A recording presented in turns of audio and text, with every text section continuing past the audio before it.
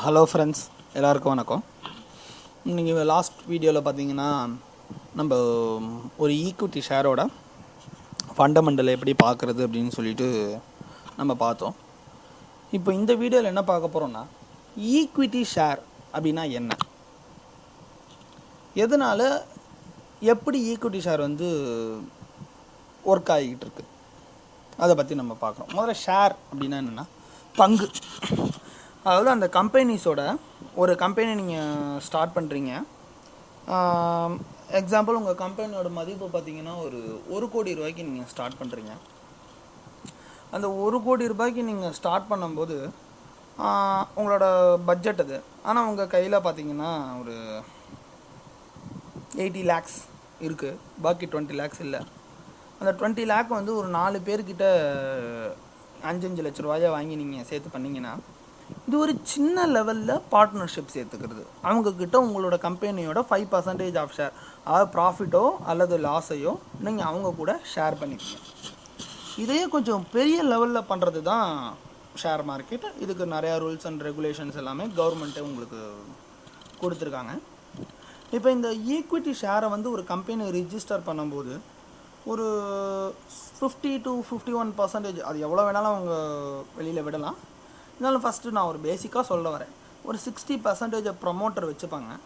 ஒரு 40% ஆஃப் ஷேர்ஸை பப்ளிக்காக ஃபஸ்ட்டே விற்றுருவாங்க. அந்த முதல்ல விற்கக்கூடிய அமௌண்ட்டு மட்டும்தான் அவங்களுக்கு போகும். அந்த ஃபஸ்ட்டு, அதாவது ஐபிஓவில் லான்ச் பண்ணுறாங்க பார்த்தீங்களா, அது மட்டும்தான். அதுக்கப்புறமா நடக்கக்கூடிய அந்த ஷேரோட ப்ரைஸ் ஏறி இறங்குறது எல்லாமே நம்ம கையில் மட்டும்தான் இருக்குது. நம்ம கையில் மீன்ஸ் அதாவது ட்ரேடர்ஸ் கையில் மட்டும்தான் இருக்குது. இதோட ப்ரைஸை யாருமே எழுதி இப்போது இன்றைக்கி இது இந்த விலை இப்படி இன்றைக்கி இந்த விலை விற்குது அப்படின்னு சொல்லிட்டு யாருமே முடிவு பண்ணலை. அந்த ப்ரைஸ் எப்படி முடிவாகுது அப்படின்னா, ரொம்ப ஈஸியாக சொல்கிறேன். ஒரு சம்திங் ஒரு மொபைல் ஃபோன் நம்ம எக்ஸாம்பிளுக்கு எடுத்துப்போம். அதில் ஒரு 4 பேர், ஒரு மொபைல் ஃபோன் இருக்குது, ஒரு 4 பையர்ஸ் இருக்காங்க. அதாவது 4 பேர் அதை ட்ரேட் பண்ணுறதுக்காக இருக்காங்க. அங்கே குவான்டிட்டி ஆஃப் மொபைல் பார்த்திங்கன்னா ஒன்று தான் இருக்குது. அதை முதல்ல இருக்கிறவர் என்ன பண்ணுறாரு அப்படின்னா, ஒரு 5 ரூபாய்க்கு ஒரு 5000க்கு அந்த மொபைலை பை பண்ணுறாரு, வாங்கிட்டார் அவர்.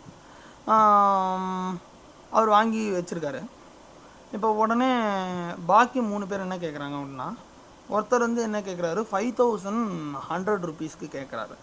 அப்போ அந்த மொபைல் என்ன ஆகுதுன்னா, அந்த 5000 வாங்கினார் பார்த்தீங்களா, அவர்கிட்டேருந்து 5100 rupeesக்கு அவர் அதை அவர்கிட்ட கொடுத்துட்றாரு. அப்போது அந்த மொபைலோட கரண்ட் ப்ரைஸ் 5000லேருந்து 5100 ஏறுது. அதுதான் நம்ம ஷேர் மார்க்கெட்டில் அந்த ப்ரைஸ் ஏறுது அப்படின்னு சொல்கிறோம் இல்லையா, அதுதான். அப்போ அந்த 5000லேருந்து 5100க்கு போயிடுது. மறுபடியும் இன்னொருத்தர் என்ன பண்ணுறாரு அப்படின்னா, 5200க்கு இன்னொருத்தர் கேட்குறாரு. உடனே என்ன ஆகுதுன்னா, அதை அவர் இன்னொருத்தர்கிட்ட விற்றுறாரு 5200க்கு.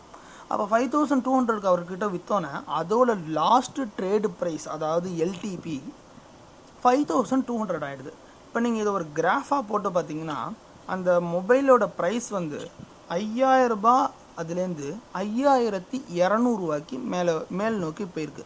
இந்த கிராஃபில் பார்த்தீங்கன்னா மார்க்கெட் ப்ரைஸ் மேலே ஏறிக்குன்னு சொல்லலாம், அல்லது அப் ட்ரெண்டில் இருக்குதுன்னு சொல்லலாம். இதை நம்ம நிறைய டெக்னிக்கல் வைஸாக நிறைய சொல்கிறோம், ஆனால் பேசிக்காக நடக்கிறது இதுதான். இப்போது சரி, ஓகே, இப்போ இது விலை ஏறுறது இப்படி ஏறுது. இப்போ விலை இறங்குறத பற்றி பார்ப்போம். இப்போ 5200க்கு இவர் வாங்கிட்டார். இவர் 5300க்கு விற்கிறேன் அப்படின்னு சொல்கிறாரு. ஆனால் பாக்கி இருக்கிறவங்க யாருமே 5300க்கு வாங்க யாரும் வரல. அதாவது 5200 ரூபாய்க்கு வாங்கினதை இவர் 5300 ரூபாய்க்கு விற்கணும்னு நினைக்கிறாரு. அந்த 5300 ரூபாய்க்கு வாங்க யாருமே வரல.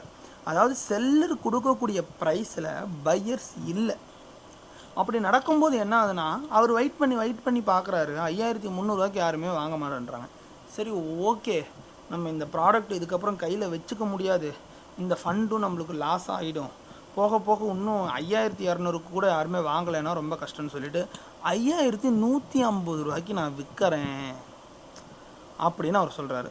அதுக்கும் யாருமே வரல. உடனே அவர் இன்னும் இறங்கி 5100 ரூபாய்க்கு விற்கிறேன்னு சொல்கிறாரு. ஓகே, 5100 ரூபாய்க்கு இது ஒரு நல்ல ப்ரைஸ், 5200 ரூபாயிலேருந்து 5100 ரூபாய் கீழே வந்திருக்குன்னு சொல்லிட்டு இன்னொரு பையர் அதை வாங்குறாரு. இப்போ நீங்கள் அதோட கிராஃபை பார்த்தீங்கன்னா 5000லேருந்து 5200க்கு போயிட்டு 5100க்கு வந்திருக்கு. இப்போ இந்த ப்ரைஸை வந்து யாருமே முடிவு பண்ணல, இந்த செல்லரும் இந்த பையரும் மட்டும்தான் முடிவு பண்ணுறாங்க.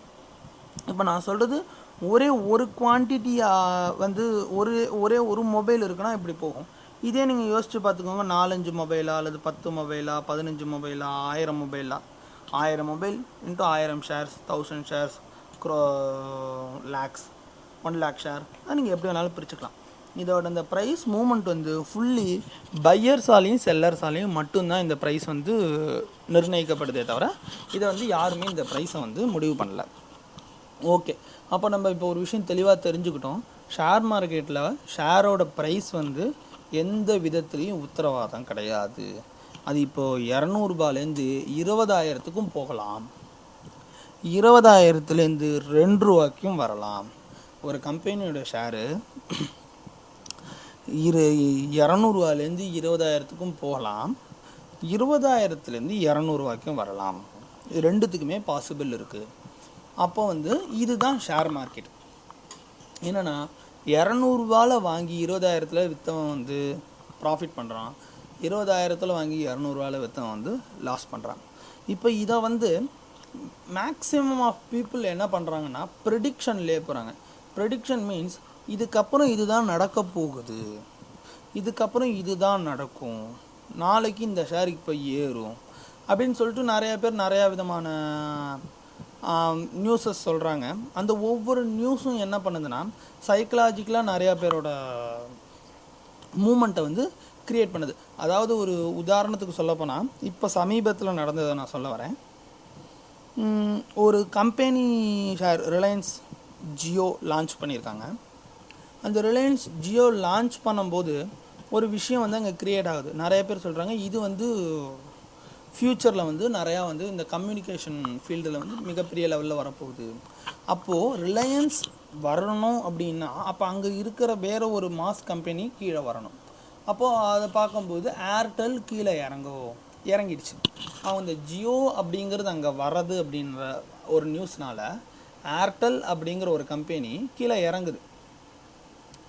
இதை பாருங்கள், இது 2 நாள் சார்ட்டு. ஆல்மோஸ்ட் கிட்டத்தட்ட ஒரு 50 பாயிண்ட்டுக்கு கிட்டத்தட்ட கிராஷ் ஆகிருக்கு.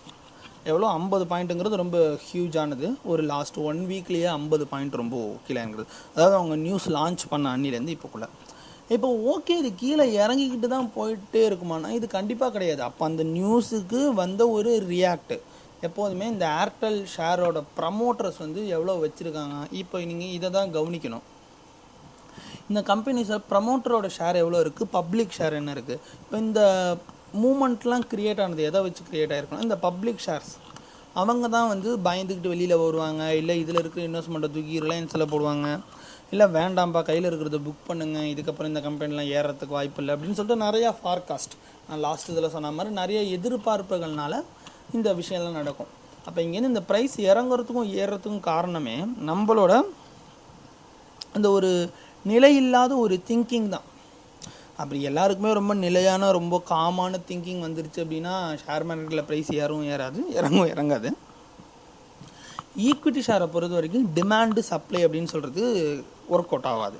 அதாவது கமாடிட்டியில் டிமாண்டு சப்ளை தான் ஒர்க் அவுட் ஆகும். இங்கே ஈக்விட்டியை பொறுத்த வரைக்கும் நீங்கள் அந்த கம்பெனிஸோட பர்ஃபார்மன்ஸை வச்சு பையர்ஸும் செல்லர்ஸும் வந்து என்ன முடிவு பண்ணுறாங்களோ அதுதான் நடக்கும். அதாவது டிமாண்ட் சப்ளை அப்படிங்கிறது என்னென்னா கமாடிட்டிக்கும் ஈக்விட்டிக்கும் இருக்கக்கூடிய மிகப்பெரிய ஒரு வித்தியாசம். இப்போது டிமாண்டு இப்போ வந்து பெட்ரோலோட பொட்டென்ஷியல், அதாவது வரத்து அதிகமாகிடுச்சு, சப்ளை அதிகமானதுனால டிமாண்டு கம்மியாகி பெட்ரோலோட ரேட்டுக்கு ரொம்ப கீழே இறங்கிடுச்சு. இப்போ பையர் நினச்சாலும் சரி செல்லர் நினச்சாலும் சரி அதோட ப்ரைஸை பெருசாக ஏற்ற முடியாது. ஏன்னா வந்து அங்கே சப்ளை அதிகமாகி வந்துக்கிட்டே இருக்கும்போது டிமாண்டு ஏறாது. இது வந்து ஒரு தியரட்டிக்கலான ஒரு விஷயம். இதை வந்து சேஞ்ச் பண்ணுறது அப்படிங்கிறது ஏதாவது அப்நார்மலாக ஒரு நாள் 2 நாள் நடக்கலாம் தவிர அந்த ஓவரால் கிராஃப் வந்து அந்த டிமாண்டு சப்ளையை பொறுத்து தான் இருக்கும். ஆனால் இந்த ஈக்விட்டி ஷேரில் வந்து டிமாண்ட் சப்ளைங்கிறது இதுலேயும் டிமாண்ட் சப்ளை தான், செல்லர்ஸ் கொடுக்குறது பையர்ஸ் வாங்குறது தான். ஆனாலும் இதில் எங்கேயுமே ப்ரொடக்ஷன் வச்சு இந்த டிமாண்ட் சப்ளை கிரியேட் ஆகிறதில்ல. அந்த கம்பெனிஸோட நியூஸை பேஸ் பண்ணி அந்த கம்பெனிஸோட பர்ஃபார்மன்ஸ் பேஸ் பண்ணி மட்டும்தான் இங்கே இந்த டிமாண்ட் அண்ட் சப்ளை வந்து ரியாக்ட் ஆகுது. எக்ஸாம்பிள் அவங்க டிவிடெண்ட் கொடுத்தாலோ அல்லது அந்த கம்பெனி நல்ல அப்பப்போ கம்பெனி ஷேர்ஸுக்கு போனஸ் இந்த மாதிரி அவங்க என்னென்ன கொடுக்குறாங்களோ அதை பொறுத்து இந்த விஷயங்கள் நடக்கும். அதனால் ஈக்விட்டி மார்க்கெட்டில் ட்ரேட் பண்ணணும் அப்படின்னு நினைக்கிறவங்க ஈக்விட்டிக்கு உண்டான தன்மை என்னென்னு தெரிஞ்சுக்கோங்க நல்லா. ப்ளஸ் கமாடிட்டி மார்க்கெட்டில் ட்ரேட் பண்ணுறவங்க கமாடிட்டி மார்க்கெட்டோட தன்மை என்னென்னு கொஞ்சம் தெளிவாக தெரிஞ்சுக்கோங்க.